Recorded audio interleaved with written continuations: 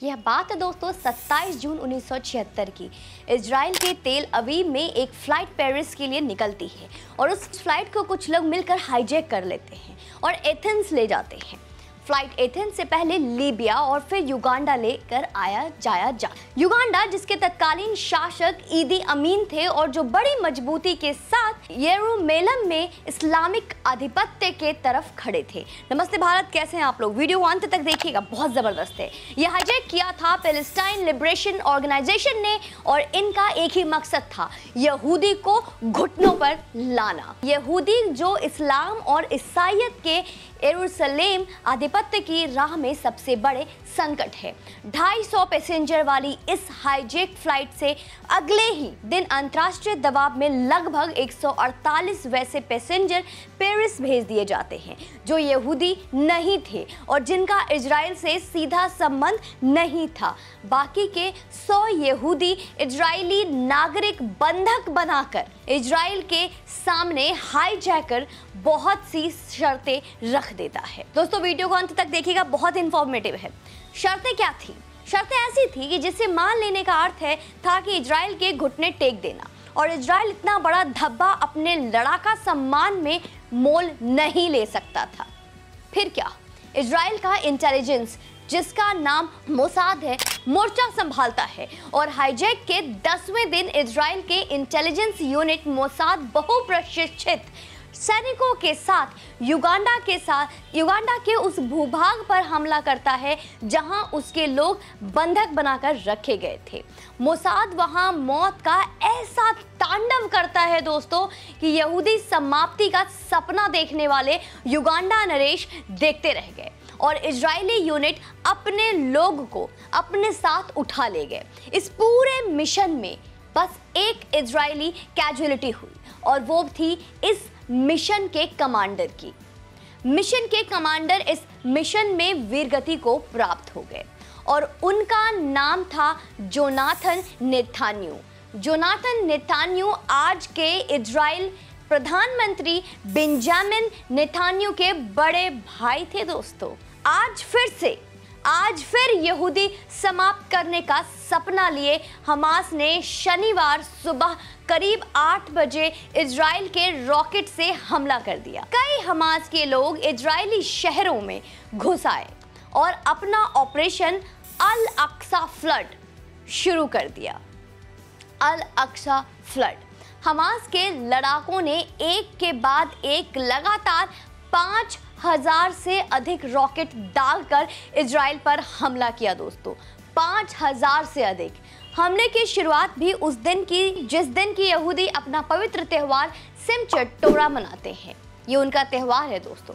Reports के मुताबिक rocket हमले उत्तर में स्थित तेल अवीव में हुए हैं दोस्तों। इसके साथ ही हमास ने दक्षिण में भी अपने लड़ाके भेजे हैं। इजरायली मीडिया के मुताबिक दक्षिणी शहर स्टैरड में हमास के बंदूकधारियों ने राहगीरों पर गोलियां चलाई। सोशल मीडिया पर वायरल हो रहे वीडियो में बंदूकधारी खुली जीप में ग्रामीण इलाकों में घूमते दिखाई दे रहे हैं। कुछ मीडिया रिपोर्ट्स ने यह भी दावा किया गया दोस्तों कि हमास के लड़ाकों ने इजराइल के कई रिहायशी इलाकों में, मतलब कि बहुत पॉश एरिया में अपने कब्जे में ले लिया है। अगर हमास की सुने तो यह हमला उन सभी अत्याचारों का जवाब है जो कि फिलिस्तीनी नागरिक दशकों से सहते आ रहे हैं। उन्होंने क्या कहा? उन्होंने कहा कि हम चाहते हैं कि अंतर्राष्ट्रीय समुदाय गाजा में अत्याचार रोके, फिलिस्तीनी लोगों पर अत्याचार बंद हो, अल अक्सा जैसे हमारे पवित्र स्थल को अतिक्रमण से मुक्त किया जाए। टेलीग्राम पर किए एक पोस्ट में हमास ने अरब और इस्लामिक देशों से इस लड़ाई में साथ देने का आह्वान भी किया है दोस्तों। अब ये तो वही जाने कि उन पर यहूदियों ने कौन कौन से अत्याचार किए, लेकिन हमने यहूदियों पर होता जर्मनी का वो अत्याचार पढ़ रखा है जिसमें उन्हें गैस चैम्बर भेजकर मौत का चेहरा खुली आंखों से दिखाया जाता था। हमने द्वितीय विश्व युद्ध के बाद उन 60 लाख यहूदियों के मौत का खेल भी पढ़ा है और लाइफ इज ब्यूटीफुल और सिलेंडर लस्ट जैसी फिल्मों में देखा भी है। हमने पोलैंड के ऑश्विट्ज़ कंस्ट्रक्शन कैंप की तस्वीरें भी देखी है, जहां ट्रेनों में भरकर यहूदियों को ले जाया जाता था और मौत के घाट उतारा जाता था। हमने 1949, 1967 और 1973 के इस यहूदी नरसंहार भी पढ़ रखा है। अब हमास बताए कि अगर यही सब कुछ मुस्लिम समाज के साथ होता तो क्या आज वो 57 देशों को इस्लामिक देश बना पाते? खैर, कहानी की शुरुआत में ही हमने आपको बता दिया था कि 1976 में इजराइल ने बड़े भाई के नेतृत्व में जो कारनामा किया, अब छोटे भाई के नेतृत्व में फिर से दोहराया जा रहा है और दोहराया जाएगा दोस्तों। अब इजराइल के साथ वो सब खड़े हैं जो जिसके साथ भी खड़े होते हैं उनकी जीत तय होती है।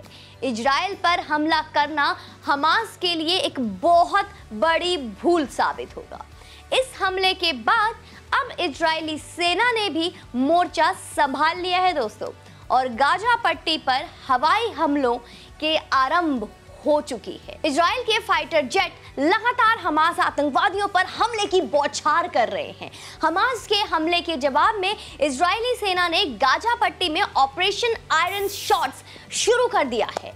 इस टकराव के इतिहास को जानना महत्वपूर्ण है, लेकिन हम ये वीडियो उस विषय में घुसकर आपके लिए बहुत जटिल नहीं बना देंगे। परेशान मत होइए, आप थोड़ा सा ढूंढ लेंगे तो आपको तो वो सब कुछ समझ में आ जाएगा। हम बस आपको ये बता देते हैं कि विस्तारवाद को अपना अंतिम ध्येय मानकर ये चलने वाला इस्लाम क्या चाहता है। बस ये यही चाहता है कि यहूदी यरूशलेम से अपना जुड़ाव खत्म कर ले बस, और लड़ाका यहूदी अपने अस्तित्व की लड़ाई में ना कल पीछे था और ना आज भारत भी इजराइल के साथ है दोस्तों, और भारत का साथ मतलब जीत तो तय है, क्योंकि आप जानते हैं कि भारत का नेतृत्व जो करता है और जो कर रहा है उसके पीछे अब पूरा विश्व चल रहा है। जय हिंद, वंदे मातरम।